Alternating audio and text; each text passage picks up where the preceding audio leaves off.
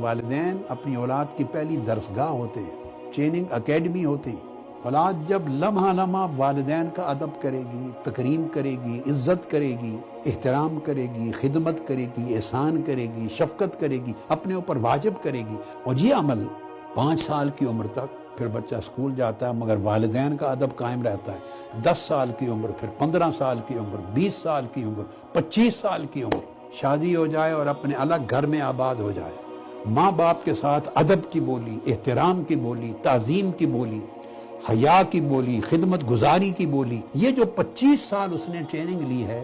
وہ اس کی شخصیت بن جاتی ہے، اس کی سیرت بن جاتی ہے، پھر اس کی زندگی سے یہ طرز عمل کبھی نکل نہیں سکتا۔ اس کا فیض پوری سوسائٹی کو ملتا ہے، ہر بڑے کو ملتا ہے، ٹیچر کو ملتا ہے، شیخ کو ملتا ہے، مشائخ کو ملتا ہے، علماء کو ملتا ہے، بڑے بھائیوں کو ملتا ہے، سوسائٹی کے ہر بڑے کو ملتا ہے۔